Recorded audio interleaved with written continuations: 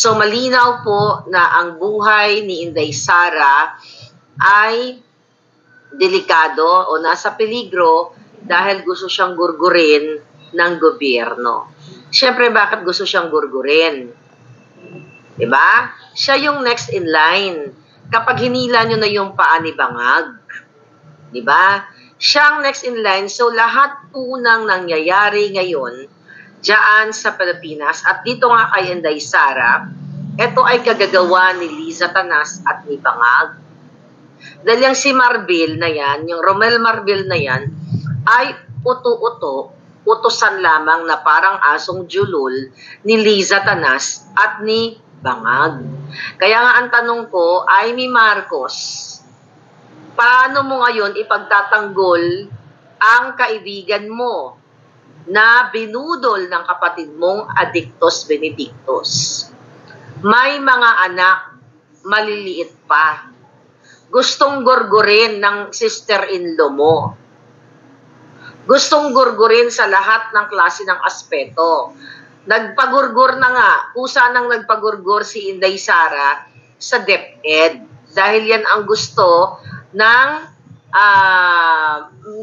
Jutang Genimes, mong sister-in-law at ang Jejemon mong kapatid o Bangag mong kapatid. Siya tayo, matapos mong budulin ang buong Pilipino na niligaw-ligawan mo, hindi naman inuto dahil naniwala si Inday noon katulad ko. Okay, actually hindi naman tayo nauto. Diba? Nanindigan lang kasi tayo na akala natin somehow, na tayo ay ibangon ng mga bangag na ito. Ngayon, mga kababayan, tingnan natin, isa-isahin natin. Chito Javier, thank you palangga. Okay? Okay, si Jesus sa Faye Castillo, thank you palangga. Ano sabi ni Inday? Una, bago natin basahin, di ba, nilik nila, di ba, bilag ko sa inyo, inilik nila yung picture na si Inday ay nasa airport nang sinabi ko sa inyo at sinabi na rin na marami na yun ay kuha ng opisyal lamang. Opisyal yung mga nasa airport lamang nagtatrabaho. Kasi top shot siya, definitely coming from the CCTV. So sabi ko sa inyo noong nakaraang araw, yun ay kinuha ang video na yon ng mga asong julol ni Liza Tanas at ifinorward sa kanila sa Malacanang para ipakalat sa mga dugyot. Ganyan po tumira itong gobyernong Bangag. Dudukutin nila ang mga katulad niya ng litratong ganyan ni Inday Sara, like ako yung passport ko, tapos ipakalat nila sa mga dugyot para kunyari, di ba wala silang kinalaman. Pero paano makakadukot ang mga dugyot sa opisyal na kamera doon sa immigration kung hindi inutusan ni Liza Tanas at ni Bangag na dukutin yung picture ng CCTV na si Inday kasama ang kanyang anak.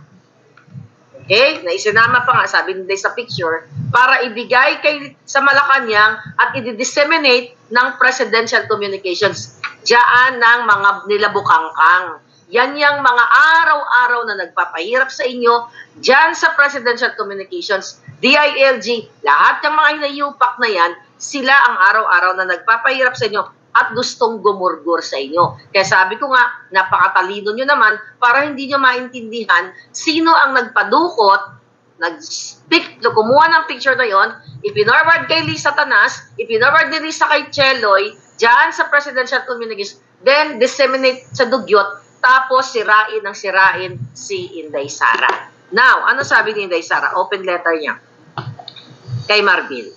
Okay? Nung unang lumabas ang issue ng pagbabawas ng aking security personnel, nagbigay agad ako ng pahayag na hindi ito makakaapekto sa aking trabaho bilang ikalawang Pangulo ng Pilipinas. Hangad ko sana na matapos ng usapin ito dahil hindi hamak na napakaraming mga suliranin ang ating bansa na higit sa mahalaga kaysa sa aking proteksyon. Kasi ang ibig sabihin ni Inday dito, dapat tutukan ang mga problema na kinaharap ng mga Pilipino. Pero talagang ang tinutukan ng bangag na ito ay ang tanggalan nga ng security ni Marbil sa utos ni Bangag. Hindi Bangag, si Liza Tanas talaga at saka si Bangag. Hindi po gagalaw si Marbil kung walang basbas ng mga adictus benedictus sa Malacanang. Di ba? At ulit-ulitin ko, ito ay revenge, political retribution, paghihiganti. Bakit sila maghihiganti? Mga jutang Ginemes, tinulungan na nga kayo ni Inday Sara. Kung di dahil kay Inday Sara, hindi naging presidente yung bangag ng presidente. Di ba? Ngayon, gusto ko lang sabihin sa inyo kung bakit ito ay political retribution, panggigipit, pangaharas. Naalala ninyo, itong dating PNP Anacorda, di ba? Si General Macanas. I think ongoing pa yung case niyan. Kinasuhan itong General Macanas na wala namang libelous statement na sinabi doon. Pero dahil gusto kayong sindakin, harasin, ito yung gobyerno nyong bangag ngayon. Okay? Aharasin tayong lahat. Aharasin kayong lahat, mga kababayan. Ito, ikumpara ninyo. Balikan natin ang issue.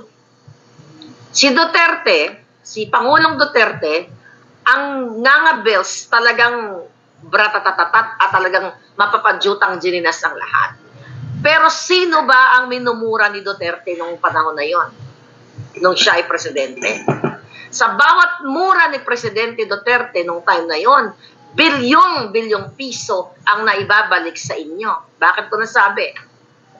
Remember, balikan natin, sinusyutan Philippine Airlines at iba pa niyang mga negosyo. Tax evader. Hindi nagbayad ng tamang taxes. Kung maalala ninyo, I think 6 billion pesos or more than that. 6 na bilyong piso. Minura ni Duterte yan. Pag hindi ka nagbayad, shut off ko ang negosyo mo o tutuliin kita. Yan ang mga tinatarget ni Duterte noon, yung tax evader. Kita nyo? Yung Dunkin Donuts, okay? Yung Milo, at marami pang ibang mga kumpanya na ginagago kayo. Yung pera, yung kayo na ordinaryong Pilipino, ordinaryong worker, sa bago kayo magsweldo, kaltas na ang inyong mga taxes. Okay? Kaltas na. Pero yung mga malalaking negosyante na ngayon yan ay kasabwat na nila Lisa Tanas, ay hindi nagbayad ng billion taxes during, before Duterte. Kasi kaya nga nasilip ito ni Pangulong Duterte nung panahon niya kasi multi-bilyong piso. Yun ang minumura niya. Ang question, kamura-mura ba ang mga jutang Ginemes na yun? Na akala mo malalaking negosyo nila, ang tingin ng Pilipino ang taas, pero sila ang number 1 na magnanakaw sa laban ng bayan through that tax evasion. Yan ang tinatarget ni Duterte nung time niya. Hindi kayo. Hindi ang mga vloggers. Hindi yung mga malilit na nagmumura sa kanya. Wala siyang pakialam sa inyo kahit minura niyo si Duterte nung time na lagyan niyo ng sungay si Duterte. Ang mga Duterte lahat, hindi kayo ginalaw. Sino ang mga ginalaw niya? Ang pinanagot niya sa batas. Actually, the word is, sino ang mga pinanagot niya sa batas? Ayan si De Lima, na maliwanag pa sa sikat ng araw, di ba? Yung mga statement ng mga nag-aakusa sa kanya na siya ay nakikipag-tsoktsakan, nakipaglantakan ng saba, sa bilibid, pasayaw-sayaw pa, may video pa naman, protector ng pulburon, lahat, di ba? Narinig nyo yan. Then later on, sa panahon ni Kuting, na-acquit. So, ibig sabihin sa panahon ng bangag, ang mga demonyong pinakulong noon ay what? Papalayain ni Bangag at ni Lisa dahil makakatuwang nila sa panggagancho sa kaban ng bayan. And now, dahil masyado nang malakas ang pwersa ng taong bayan na nakikita, lalo na itong nakaraang bagyo, na binubudol kayo doon sa multi-billion. Halos 1 billion a day na flood control na pinagmalaki. Pero ano nangyari sa inyo? Binapalit kayo. Okay, ano sabi ni Inday? Tuloy natin. Ulitin ko, wala akong problema sa pagbawi ng mga PNP personnel bilang security team ng Office of the Vice President. Kaya ako magtrabaho ng walang security. Ngunit may problema ako sa mga kasinungalingang ipinahayag sa taong bayan. Lalo na kung ang kasinungalingan mismo ay pinakamataas na opisyal. Nasabi ko sa inyo, wala na tayong pagkakatiwalaan na sa bawat bukas ng bibig na ang bawat ahensya ng gobyerno ay what? May basbas ang bangag at di satanas. Kaya sabi ko, Amy Marcos, ang laki-laki ng kasalanan mo sa taong bayan. Kailangan mo, nagdadadakdak ka na alam mo, ang kapatid mo ay Addictus Benedictus. Mga kababayan, behind the scene, even sa mga chat, mga conversation, sinasabi ni Amy Marcos na si Bongbong ay si Kuting ay Addictus Benedictus. Huwag na tayong maglokohan, Senator Amy. Ano ang timeline na iniintay mo? Ito, yung BFF mo, na ginamit mo, na si Inday Sara, wala akong pakialam kung magkaibigan kayo. Ito, ginagamit, gusto ng gurgurin. Bakit hindi ka magsalita? Sinasabi mo behind the scene at sinasabi mo sa mga tao na kapaligid sa'yo na ang kapatid mo ay Addictus Benedictus. Lumabas na ang video, wala ka pa rin sinasabi, di ba? O ano ang timeline na iniintay mo? Gugurgurin na, maaati mo ba na yung mga anak ni Inday Sara gugurgurin ng kapatid mo at ng in-law mo? O kung wala talaga ikaw puso dahil gusto mong magurgur, katulad ni Lisa Tanas, katulad ni Kuting, gugurgurin ang mga bata. Ako, I had a feeling na kaya isa sa, although planned na yon yung pag-alis ni Inday, pwede pa mag-change yun eh, yung plano pwede pa mag-change.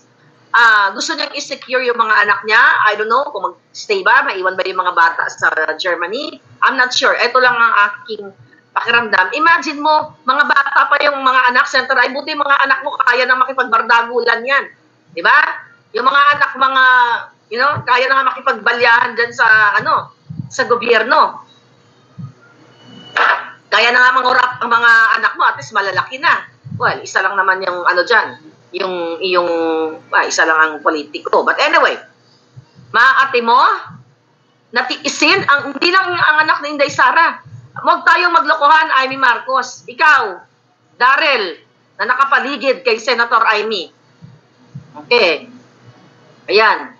Magkakaibigan tayo dyan sa social media. Baka gusto mong bulyawan yan.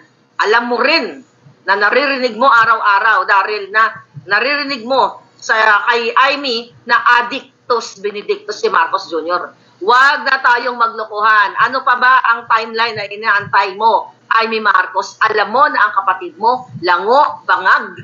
At ikaw mismo, Amy Marcos, ang nag-text, nagsabi sa akin, noong 2022, na inuutusan ba inuutusan kay Pebbles ba kumukuha ng shab-shab si Lisa? So, ibig sabihin may knowledge ka. You know that story? Kukwento ko lang. Okay? Para lang maalala natin. Nung ako po ay nagsalita dito, dahil nakita ko na bangag ang gobyerno, August of 2022. Bago ako nagsalita ng mga ahas-ahas, tinext kita, Amy Marcos. Ang sabi ko sa'yo, nakumanang. Dahil si Pebbles Salakera, magdadadakdak din sa kanyang social media. Thank you, Mother.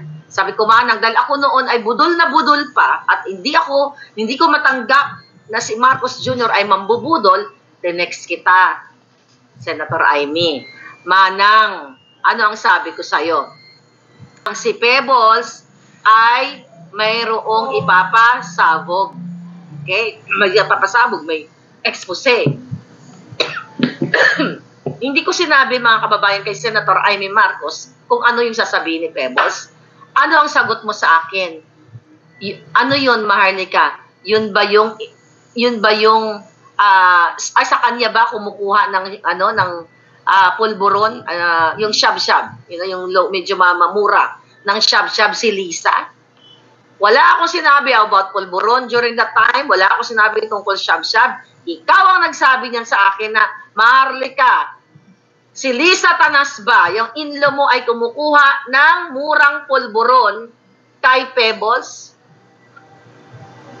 Paulit-ulit namin pinagsabi. Kaya alam mo na ang kapatid mo ay sinusuplayan ni Lisa ng pang-Addictus Benedictus kasi pare-pareho silang bangag. This is the time now na magsalita ka dahil pupuruhan ka. Puruhan nyo nga, mga kababayan. Yan, mambubudol ka daw, Amy Marcos. Puruhan nyo sa social, burahin nyo na. Burahin nyo na ng jutang Genines. Wala kang aksyon eh.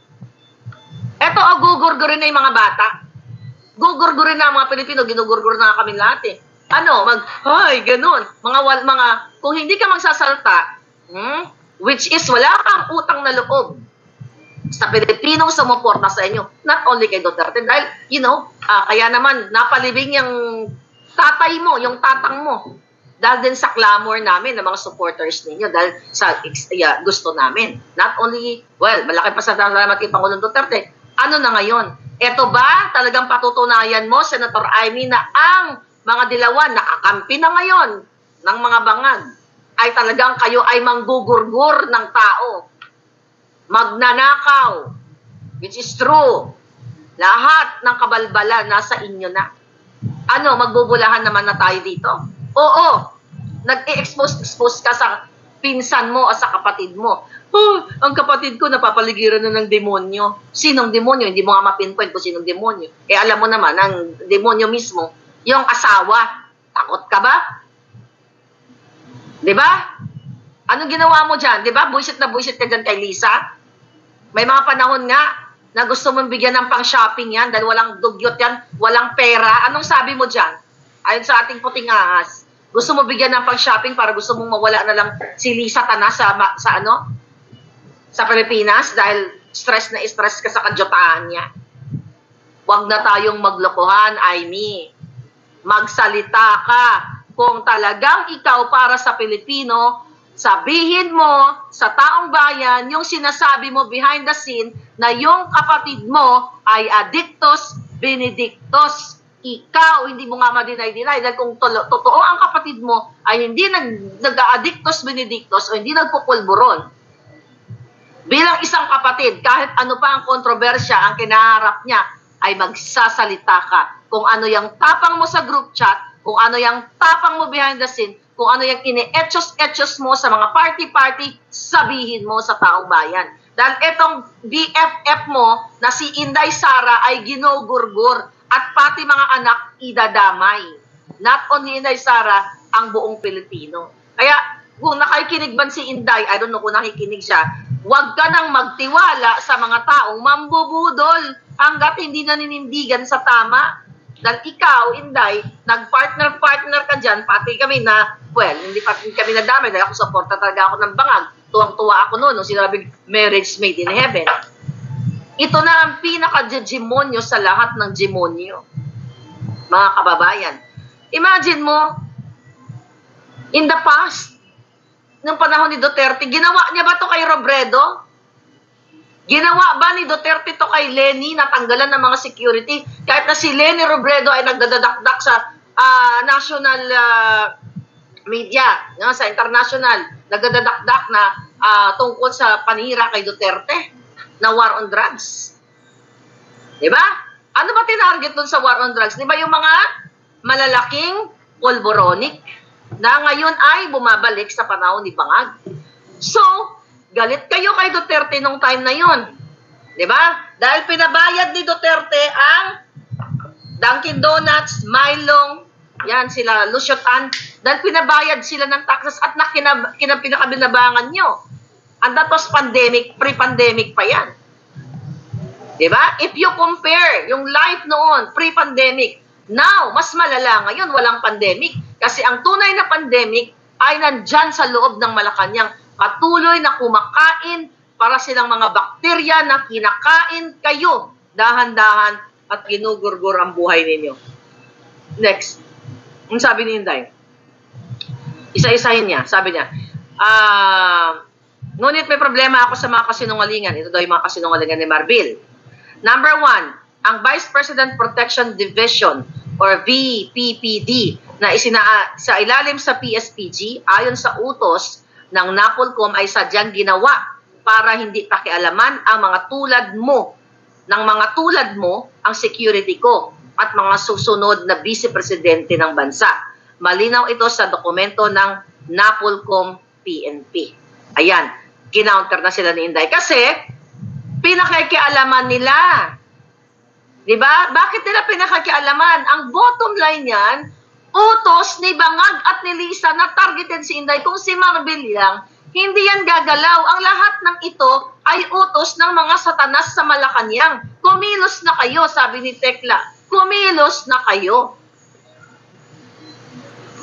I think dito sa speech ni Inday, kung si Inday Sara, ay halal ng bayan, totoong halal ng bayan, 32 million, kumpara dito sa halal ng Smartmatic, ay ginaganito ng mga ulupong. Sino ka? Paulit-ulit kong sinasabi, mga palangga. Delikado ang buhay ni Inday at ang kanyang mga anak. Kung delikado ang buhay ng Vice Presidente, mas delikado ang buhay mong ordinary citizen. Sabi ni Inday, he said, ito yung kasinungalingan ni Marbil. He said, local police also augment Duterte's security every time she visits provinces. Okay? Ngayon sabi ni Inday, kaya nga may BPPD para walang hablutan at hindi maabala ang trabaho ng local police. Kasi ito nga gagawin nila magsisinungaling na kunyari ito masyadong naapektuhan yung mga pulisya na hinahablot, inuugot na lang kapag pumunta si Inday sa mga kanyang sa mga visit or let's say ano man yung mga engagement niya. Buha ka ng ina si Marcos Jr. Eto mga kababayan, let's talk about the police. Ang mga kaklase ni Lisa na mga mukhang tilapia. Okay? Ang mga kaklase ni Kuting na mga addictos benedictos. Ang mga kamag-anak, lahat ng mga digimonyo, bit-bit nyo kahit sa Amerika, sa Europa, dito lumalamon kayo, kaba ng bayan. Pera ng bayan yan, not only that. Pati mga kabit-kabit lahat. Pinupuno nyo ang eroplano, okay, ng PAL. Baka ang PAL ngayon ay nabibigyan na naman ng tax holiday everyday. You'll never know. Diba? So, ngayon, mga kababayan, pinupuno nila parang kunyari madami silang audience, si Bangag kapag sila ipumunta. Tapos itong vice-presidente na halal ng bayan at nasa batas na siya ay proteksyonan dahil siya ay vice president. Tinatanggal, pinagtitripan ng mga jutang ginimis na ito. Number 3. Ito daw kasi nungalingan. We requested the office of the Vice President for a possible pull-out of our 75 personnel because we really need our personnel on the ground in the National Capital Region and they agreed. We really need. Okay? Basta nagsagot ni Inday. Walang request na nangyari. Sinabihan lamang ng PSPG ang OVP na kukunin nila ang mga personnel. Hindi na kami nakipagtalo dahil ikaw naman ang batas, di ba? Okay. Kasunod nito ay lumabas na ang relief orders na utos mo. Ito ay base na rin sa dokumento ng PNP. Okay? So, pinatunayan din dahil na hindi sila nag-request. Yun ay initiative ng boss mo, Marbil. Huwag mong pinagloloko kami, ako, lahat dito, na ito ay action mo lang. Inuutusan ka ng bangag mong amo. Ay, may Marcos yung kapatid mo.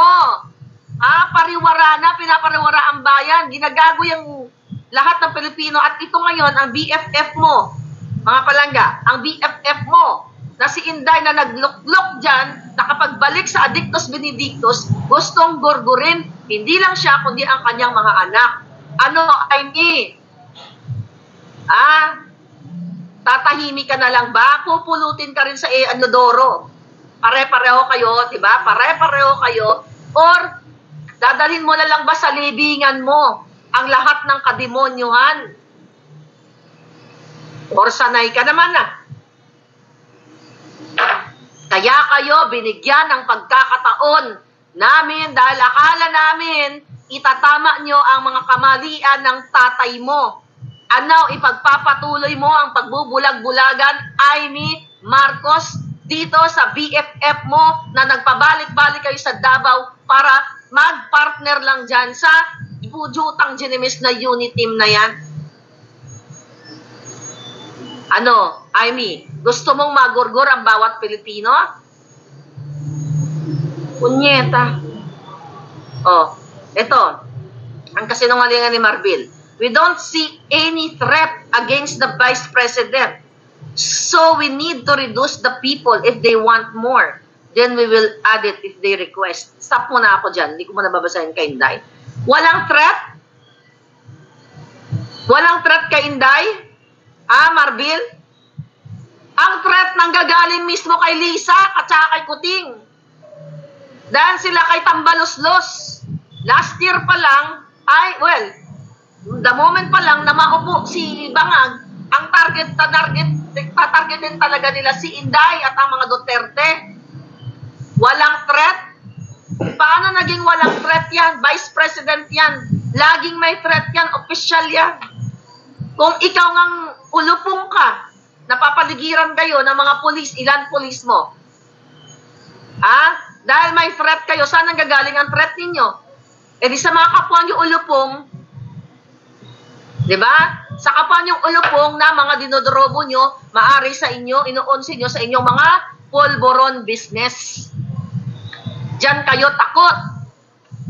Pero kung hindi lang traidor ang labanan, ay ako, kung hindi lang traidor ang labanan o patalikod, kahit mano-mano, ang mga Bisaya, hindi kayo urungan.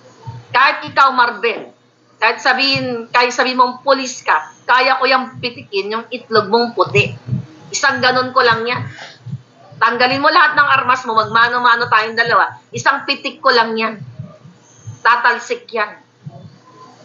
Pero definitely, kailangan ng security ni Inday. Jotan Gina, si papaliwanag pa ba yan? Kasi may threat, everyday may threat sa buhay niya. Saan nagagaling ang threat? Sa mga bangag na katulad niyo. Sagot ni Inday, hindi ba't merong malisyosong pagpapalabas ng video footage nung ako ay nasa NAIA? Ito yung pinag-usapan natin kuha sa isang lugar kung saan pawang mga empleyado lamang ng paliparan at piling mga tao ang maaaring nandoon.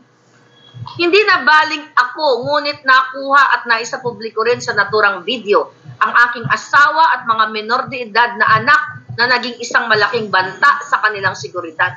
At kasuhan ni Inday ito kung sino nag-leak. Okay. Sabi ko sa inyo, ang nag-leak niyan, mga bataan ni Lisa, kasi the same thing na pag-leak nila palangga ng aking US passport nung ako ay pumunta dyan noong 2022. Nileak nila sa mga dugyot, pero later on, tinake down nila. Ganyan po sabi ko nga, vindictive, juang, itong si Satanas at itong si Bangag. Ganyan mga kababayan, kapag ang tao ay sunog na ang utak ng pulburon at puro kagahamanan lamang nasa isip. Wala na pong konsensya yan. Itim na ang kanilang puso. Kaya nga, di ba, ang nakikita nyo, tatay, ginurgur ang ganyan, nag-amok, ganyan-ganyan. Okay? Kasi addictus benedictus. Kasi wala na sa tamang kaisipan. Ano ang dahilan kung bakit ang inyong mga kapitbahay dyan sa Pilipinas, kung bakit naghuramentado? Anong unang dahilan? Sabog sa pulburon. Dalipasan ng gutom. Sino lahat ang may kasalanan nito? Gobyerno. Okay? Although, syempre, may kasalanan ng isang individual kung bakit siya nalulong sa ganitong klaseng pinagbabawal na pulburon o kung ano paman, pero napakalaki ng role ng gobyerno dahil ang pera ninyo nandiyan. Kaya nga nung panahon ni Duterte ay 1 million nirehab na mga addictus benedictus. Maraming nagbago, meron naman may bumalik. Kasi you cannot perfect the world. Diba? Ibig sabihin, at least ginawa niya na i-rehab na yung mga kaibigan, kamag-anak, diba? Makakilala natin na makapagbalik buhay, makapagbalik sa normal. Pero kapag itong gobyerno mo ay bangag, katulad ni Kuting, na patuloy ay may Marcos, ikaw na naman, na patuloy na dumudugo ang ilong ng kapatid mo sa kasisinghot, madidiskaril ang bayan, mapapahamak ang bayan. Now, ano sabi ni Inday? Bukod pa rito, kamakailan lang ay nagtungo rin ang mga operatiba, ito, ng PNP sa lugar kung saan ako nakatira upang mag-casing. Pilit pang inaalam kung nasaan mismo ang bahay na inuupahan ko. bahay kung saan rin nakatira ang aking mga anak. Kung hindi ito napigilan ng mga nagmamagandang loob na opisyal na Homeowners Association, hindi ko na alam kung ano pa ang mangyari. Bakit sila magkikising? Ano ang kaso ni Inday? Bakit sila magkikising sa bahay ni Inday at nadudoon pa yung mga anak? Utos na naman ni Lisa Tanas at ni Bangag yan. Tamang hinala. Ano, may kaso ba to? Ba't kayo magkikising? So definitely, tinitignan yan kung sino yung mga bisita ni Inday. Paranoia na nga yan eh. Saltik ang tawag dyan. Diba? Mga mga psychiatric doctor and nurses. You know that? Ano ang nangyayari sa setting? Diba? Lalo na dyan. Pavilion 8-9 ba yan? Dyan sa, kalimutan ko na 8 ba or 9 sa Manda, diba?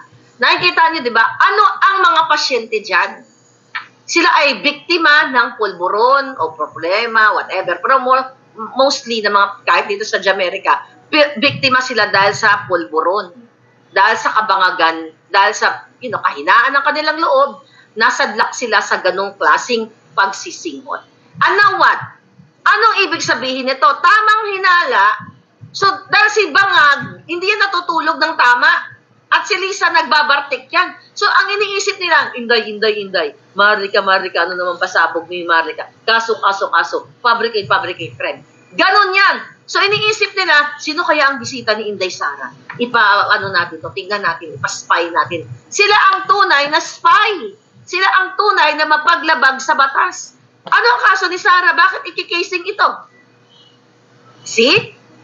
Nakita niyo mga kababayan, kung kaya nilang magpaikot-ikot sa bahay ni Sara, na ito ay vice president pa, yung bahay ninyo kayang ibang bangbang anytime pag ginusto nila. Kaya sabi ko na sa kadiliman ang Pilipinas dahil ang presidente nyo na nandurugas, na nagnakaw din ng boto ninyo, ayan, nandyan paulit-ulit sa affidavit ni Atty. Glenn Chong, ay mga ngagba. At gugurgurin kayo isa-isa. Sige nga. Yung mga nanonood dito na mga sarado utak. Imagine nyo, kung hindi Bangag si Marcos Jr., ang tagal nyo umihiyaw na ang bigas, 50, 65, nang in-interview. Hindi namin alam yan. Ang sa amin, 29 lang sa Kadiwa. Maniniwala pa kayo kay Bangag? Tinanong siya during the bagyo.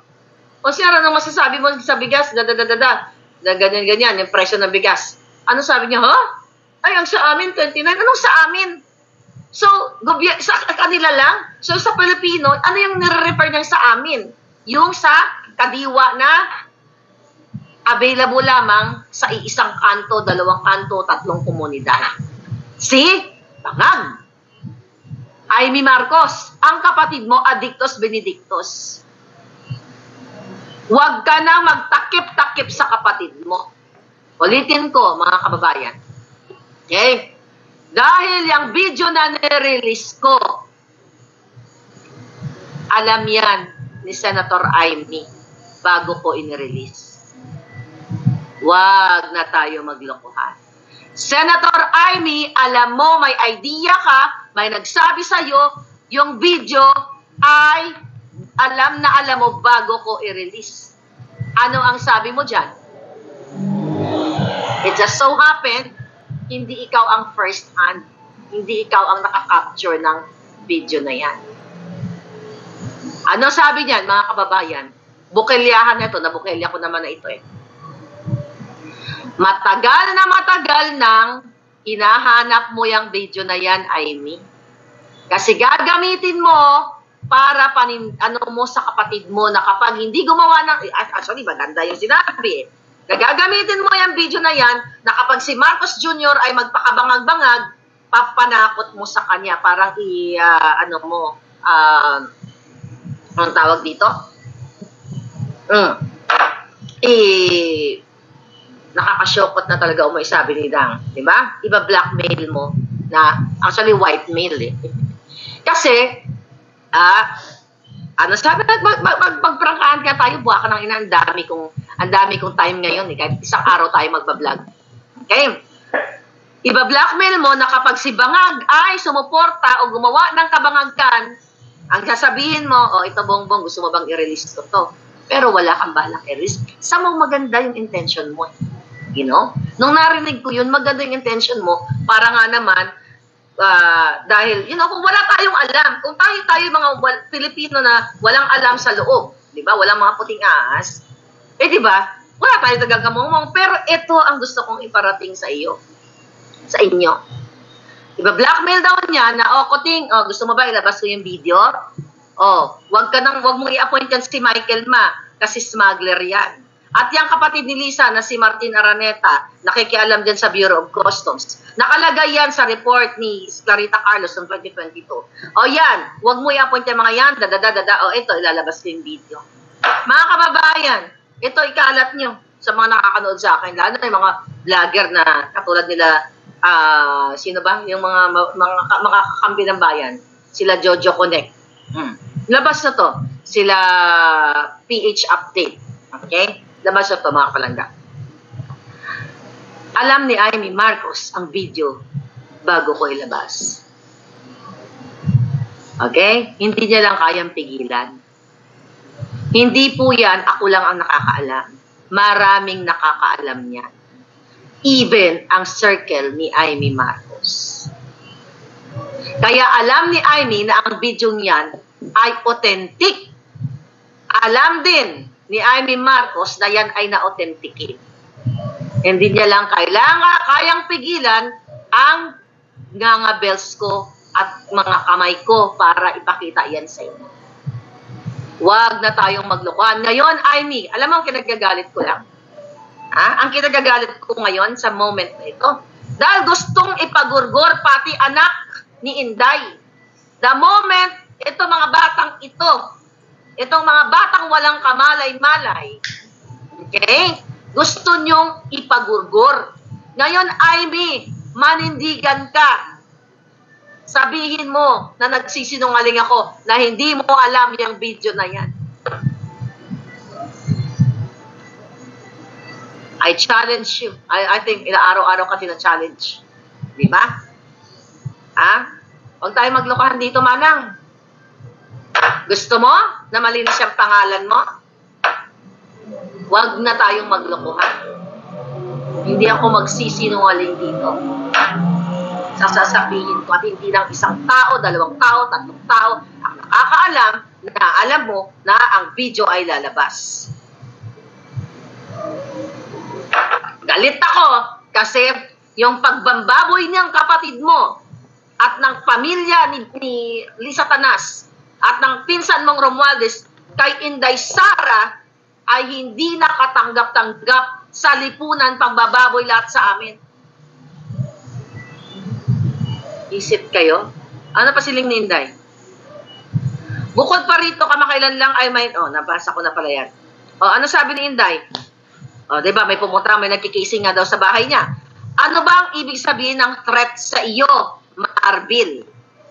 Ang banta ba ay maaari lamang magmula sa external elements? Okay?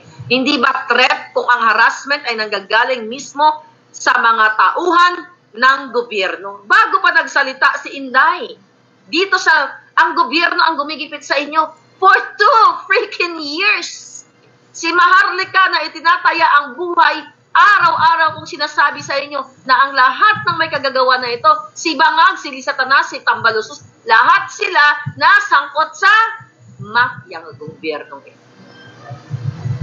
Lahat ng panggigipit, kaya nga gusto akong gurgurin din. Gusto akong gusto ako ipa-aresto dyan sa Pilipinas. Ilan baka 1 milyon na ang warrant of arrest ko dyan na hindi ko alam. Dahil yan ang ginagawa ni Bangag at ni Lisa Tanas dahil ito ay vindictive, narcissist o juang. Mapaghiganti. Imagine mo ang babaeng, ang mga tao katulad ni Inday na nakatulong sa kanila. Like ako ni piso walang hiningi. Ay gustong gurgurin. Dahil nagsalta lamang ako na malaman ng taong bayan na ang sinuportaran ko ay Bangag. Ito pa yung napala, hindi ba dapat sila ay magbagong buhay? Hindi ba dapat the moment na nagsalita ang mga tao like me na kayo ay protector ng smuggler. Hindi ba dapat ay hudyat para itama nila ang kanilang mga mali dahil ang isang supporter na pinaasa ninyo na babangon ng Pilipinas, nakita ang pagsuporta ninyo o part kayo ng smuggling. Dapat nung time na yan, January of 2023, ay binago nyo na ang inyong mga sarili dahil nakikita nyo na even your number one loyalista ay hindi magngingining buladas dito sa social media na to. Pero anong ginawa nyo? Wala kayong pakialam kasi pakiramdam nyo, inyo ang Pilipinas. Pakiramdam nyo mga bangag kayo, pera ng Pilipinas ay inyo. Kaya anong ginawa mga kababayan? Hanggang ngayon, itong mga bulag, pipi at mga bayarang mainstream media, walang inulat na si Michael Ma ay inappoint na special envoy to China. At yan si Michael Ma, ulit-ulitin natin, ay sangkot sa smuggling. Pinangalanan dyan sa Kongreso pero pinatigil ang hearing noong January. Yang si Swansing, 'di ba? Ang nag-head ng ng hearing na yan. So lahat yan wala. So anong ibig sabihin nito? Walang planong baguhin ni Marcos Jr. ang mga mali na nakikita natin at nalalaman natin na kababuyan nila. Kasi addictus benedictus. Wala silang pakialam, ini-enjoy nila ang pera ninyo. Imagine mo dun sa flood control, almost 1 billion pesos a day. Then, binaha pa kayo. Dinong nabuking, dahil nagupit ng tadhana, pinakcheck ng Diyos. Ang mga bangag, ano ang sabi ni Marcos Jr.? Magkikreate kami ng master plan kasi hindi epekto yung master plan na yun, or hindi, definitely hindi talaga epekto. Ganon? So, meaning, hindi pinag-aralan yung sinasabi niyang flood control kasi there's no such thing as 5,500. Yun ay kasinungalingan. Kasi kung totoong may 5,500 na flood control, hindi lumutang ang mga picture nyo, ang inyong mga kargamento, mga gamit sa bahay, o nangamatay ang inyong kamag-anak na hindi rin inuulat ng mainstream media kung ilan na ang casualties dyan. Hindi mangyayari yan kung mayroong 5,500 flood control, hindi rin mangyayari yan na gumasto na nag-extract sila ng tuni-tuniladang mga basura sa mga estero. Hindi totoo yan. Yun ay pang-sona lamang, pang-budol sa inyo. Dahil ito ay mga bangag. Ngayon, paulit-ulit ko nga sabihin sa inyo, kung hindi kayo kikilos, ay bahala kayo sa buhay ninyo. Magtiis kayo sa bangag na presidente at kakamkamin ang pera ninyo. Doon na lang, wag na po tayo lumayo. Wag na tayo pumunta sa 800 billion ang program funds. Wag na tayong pumunta sa loto na araw-araw nagiging milyonaryo ang mga buwakan ng ina. Wag na tayong pumunta sa Bureau of Customs. Wag na tayong pumunta sa BIR. Diba? Na pinapabura ng mga kaibigan, mga negosyante, na mga tax evader. Doon na lang tayo magtutok sa flood control na almost 1 billion pesos a day.